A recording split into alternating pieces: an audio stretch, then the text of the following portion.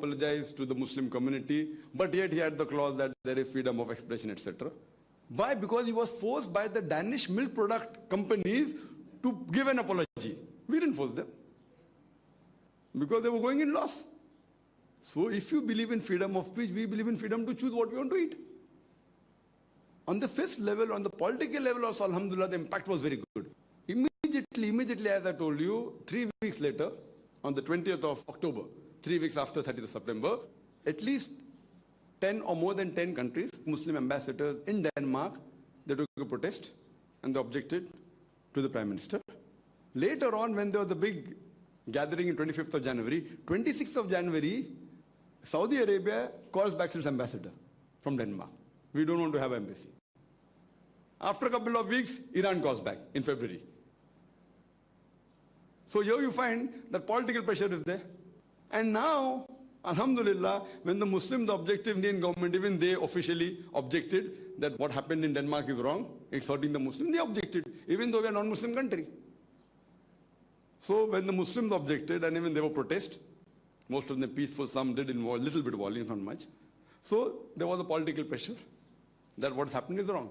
So as far as the 5 levels are concerned, no one can object, even an unbiased person. Even a non-Muslim cannot object on the reaction of first 5 level. As far as the 6th level is concerned, there was reaction on 6th level also. The lower level burning of effigies, burning of flags, stamping of the flag, which took place even in Delhi, which people may say right or wrong, we have a different opinion. But the higher level of the 6th category, like in Palestine, someone thought that this person belongs to Danish origin. They kidnapped the tourist, found out he was a German, and then they let him go.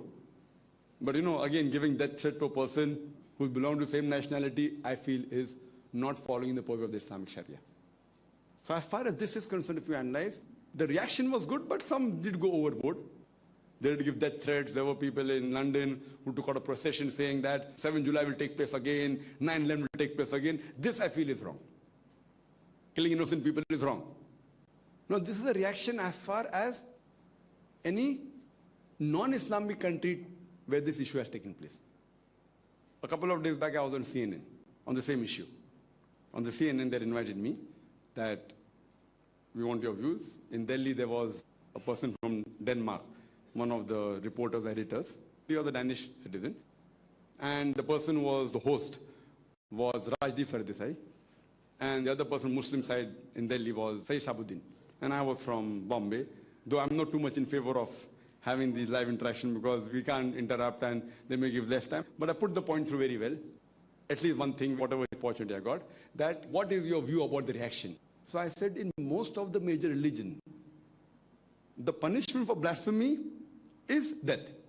And I said, if you read the Bible, in the book of Leviticus, chapter number 24, verse number 16, that he who blasphemeth that Lord should be put to death. The congregation should stone him. Even in Hinduism, Manusmriti, chapter number 9, verse number 248, it says anyone who abuseth the priest or defameth the priest, he should be put to death.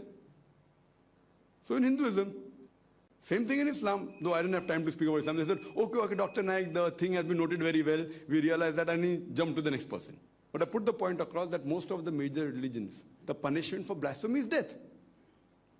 In Islam also, if you read, immediately after Surah Ma'idah chapter 5 verse 32, verse number 33 says of Surah Ma'idah chapter 5, that anyone who wages a war against Allah and his Rasul, that is his messenger, and creates mischief in the land or creates corruption in the land, either execute him or crucify him or chop off his opposite hands and limbs or exile.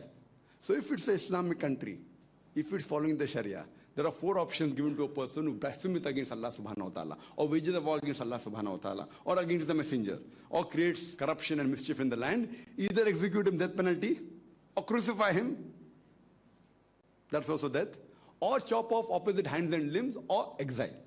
So even in Quran, one of the punishment is death. But there are even other options. In other religions, no option. In Christianity, no option. 100% death.